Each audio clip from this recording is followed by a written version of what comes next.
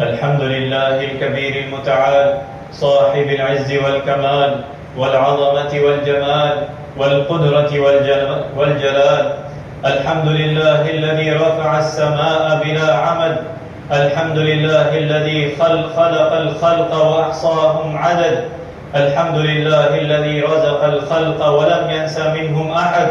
أحمده سبحانه وأشكره حمدا وشكرا كثيرا بلا عدد، وأشهد أن لا إله إلا الله وحده لا شريك له، الواحد الأحد الفرد الصمد الذي لم يلد ولم يولد ولم يكن له كفوا أحد.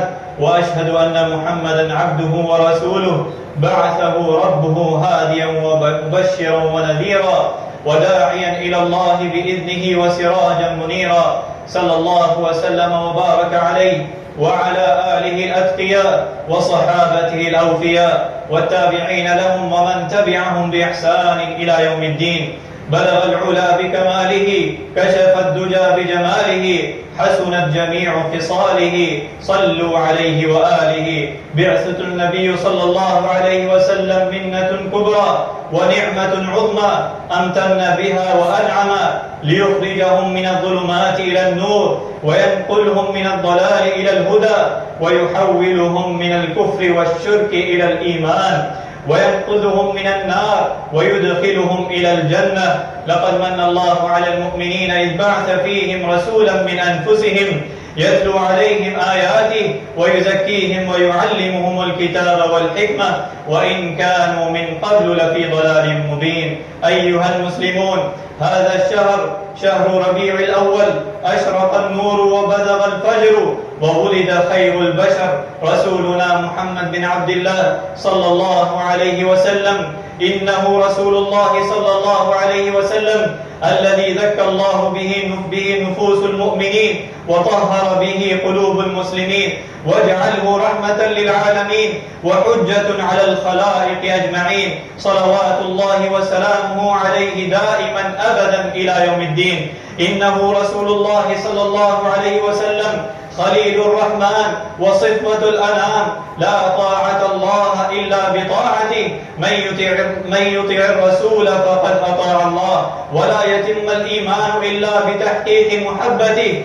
قال عليه الصلاة والسلام: لا يؤمن أحدكم حتى أكون أحب إليه من والده وولده والناس أجمعين. فصيح اللسان، واضح البيان، موجز العبارة، موضح الإشارة، آتاه الله جوامع الكلم وأعطاه بداء الحكم. يقول أبو هريرة رضي الله عنه وأرضاه: ما رأيت شيئا أحسن من رسول الله صلى الله عليه وسلم كأن الشمس تجري في وجهه، كأن الشمس تجري في وجهه. محمد صلى الله عليه وسلم أرسله الله شاهدا ومبشرا ونذيرا وداعيا إلى الله بإذنه وسراجا منيرا. شرح الله له صدره ووضع عنه وزره ورفع له ذكره وأعلى في العالمين قدره. ما رآه أحد إلا هابه ولا عاشره أحد إلا أحبه حبا جما. صاحب الوجه الوضاء والطاهر والصفاء، دائم الابتسامة، مليح الوجه، أكحل العين، كالقمر ليلة البدر الاستنارة وضياء، أشد حياء من العذراء، وأجمل منك لم تر قط عيني، وأجمل منك لم تر قط عيني، وأفضل منك لم تلد النساء. خلقت مبرأ من كل عيب كأنك قد خلقت كما تشاء. فما أعظمه من رجل وما أجله من نبي وما أعزه من رسول صلى الله عليه وسلم. طلع البدر علينا من ثنيات الوداع، وجب الشكر علينا ما دعا لله داع. أيها المسلمون، لقد كان العرب قبل بعثة صلى الله عليه وسلم يعيشون في الجاهلية جهلا، يعيثون في الأرض كالأنعام، يعبدون الأصنام ويستقسمون بالأزلام، يأكلون ميتات ويأدون البنات ويسطو القوي منهم على الضعيف. فأرسل الله رسوله الأمين الرؤوف الرحيم بالمؤمنين. لقد جاءكم رسول من أنفسكم عزيز عليه ما عنتم حريص عليكم بالمؤمنين رؤوف رحيم. فلا بد للمسلم من اتباع سنة النبي صلى الله عليه وسلم والعمل بها والانقياد إليها والثبات عليها. عليكم بسنتي وسنة الخلفاء الراشدين المهديين، عضوا عليها بالنواجذ. ويقول صلى الله عليه وسلم: هذه سنتي فمن رغب عن سنتي فليس مني. ومن حقوق صلى الله عليه وسلم علينا أن نقرأ سيرته وأن نتدبر حياته ونستمع إلى أخباره، فإنه صلى الله عليه وسلم الأسوة والقدوة لنا في أمورنا كلها. لقد كان لكم في رسول الله أسوة حسنة لمن كان يرجو الله واليوم الآخر وذكر الله كثيرا. اقرأوا حياته ومعاملاته وعباداته وغزواته وهديه مع أهله وطريقته مع أصحابه وسلوكه مع إعداده، وتعرفوا على حياته اليومية كيف كان يأكل وكيف كان ينام وكيف كان يفعل في أمور كلها. فإن سيرته صلى الله عليه وسلم دواء للقلوب وصلاحا للعقول وشفاء للنفوس، وهي تطبيق العمل وتفسير التطبيق. فالقرآن الكريم كما وصفه أم المؤمنين عائشة رضي الله عنها وأرضاها: هو الذي أرسل رسوله بالهدى ودين الحق ليظهره على الدين كله وكفى بالله شهيدا. محمد رسول الله صلى الله عليه وسلم. بارك الله لنا ولكم في القرآن والسنة، ونفعنا وإياكم بما فيهما من الآيات والحكمة. أقول قولي هذا وأستغفر الله لي منكم ولسائر المسلمين من كل ذنب وخطيئة، فاستغفروه إنه هو الغفور الرحيم.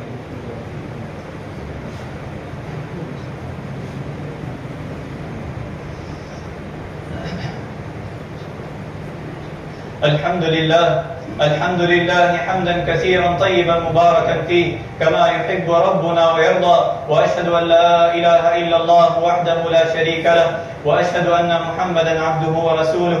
اللهم صل وسلم وبارك على سيدنا ونبينا محمد وعلى آله وصحبه أجمعين. أما بعد، فيا أيها المسلمون اتقوا الله وراقبوه، واعلموا أنكم غدا موقوفون ومحاسبون، وسيعلم الذين ظلموا أي منقلب ينقلبون. ولا تموتن إلا وأنتم مسلمون، واعبد ربك حتى يأتيك اليقين. هذا وصلوا وسلموا على رحمة المهداة والنعمة المسداة، فقد أمركم بذلك ربكم جل في علا، فقال قولا كريما: إن الله وملائكته يصلون على النبي يا أيها الذين آمنوا صلوا عليه وسلموا تسليما. اللهم صل وسلم على عبدك ورسولك.